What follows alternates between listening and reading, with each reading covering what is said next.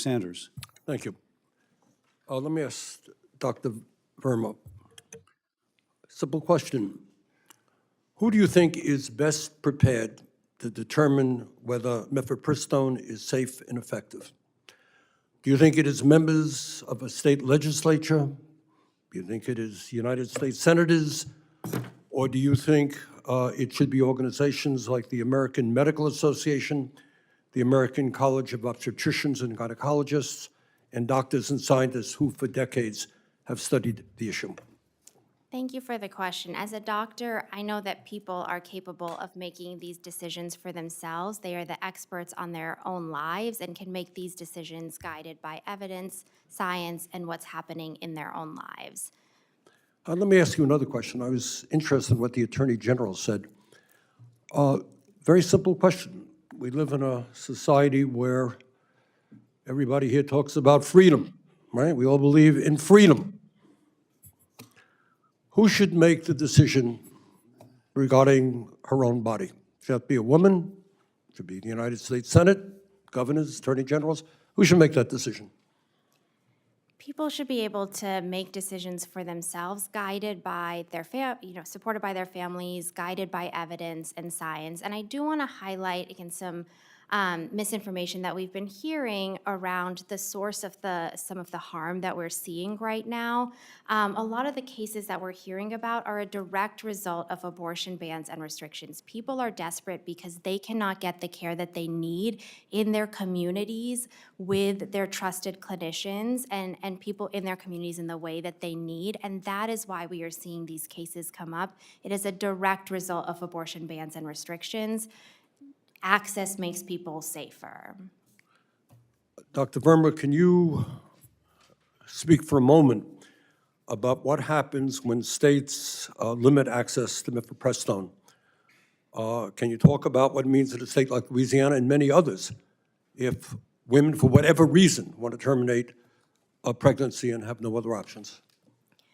Absolutely. Limiting access to mifepristone, misoprostol, medications that we know are safe and effective takes important evidence-based treatments away from people. And we're seeing, you mentioned Louisiana, we're seeing Louisiana has now made these medications controlled substances. And we're seeing the dramatic impact that that's having on people that need abortion care, that are experiencing miscarriages, and people that are, for example, having postpartum hemorrhages. I've heard from my colleagues in the state and heard from, for example, the Department of Public Health in New Orleans has said this is very much harming people in the state. The Senate floor turns tense as a simple question sparks a national debate. Who should decide what is safe and effective medical care, elected politicians, or doctors guided by science and evidence? In this exchange, Senator Bernie Sanders confronts witnesses over abortion medication, state bans, and the real-world consequences facing women across America. What unfolds is a clash between medical expertise, state power, and personal freedom. When you have a patient that's having a postpartum hemorrhage, I've been in many of these situations as a doctor that provides care on labor and delivery. I need access to those medications right away. That is a life-threatening emergency. It's one of the leading causes of maternal mortality. I need to be able to access safe medications right away to save that patient's life. And so we're seeing the impact of these restrictions and things limiting access to mifepristone and misoprostol, not just on patients who need abortion care, but a whole range of care that is life-saving for them.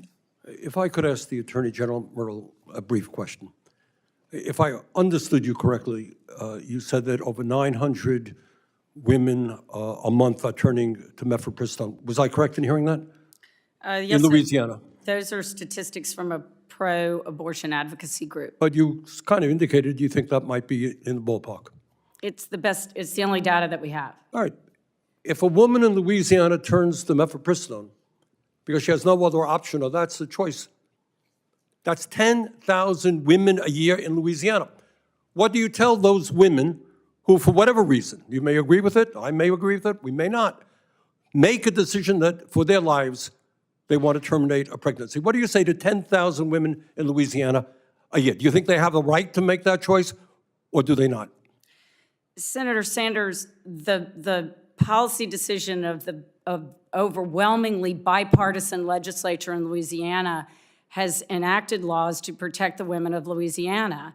And I think that, you know, the issue here that you and maybe other people don't want to talk about is that we live in a land of the rule of law, and that is the law of Louisiana, and so they can seek that care in another state. Sorry to terminate, to cut you short here, but I just have a few seconds.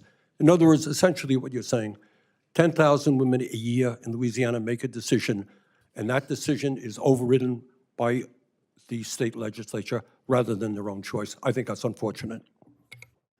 Senator Sanders, you know, I would also continue to say that it is illegal, it is unethical, and it is immoral for anyone to send pills to someone with no medical supervision and then tell them to lie at the Yeah, hospital. but that happens because of the laws of your state. No, it happens because people from outside our state are sending them into our state to nullify our state laws. That's why it happens. OBGYN Dr. Roger Marshall. Thank you, Chairman. Good morning, everybody, to our witnesses. And Dr. Verma, do you know? If you enjoyed this breakdown, kindly like, comment, and hit the subscribe button for more political insights.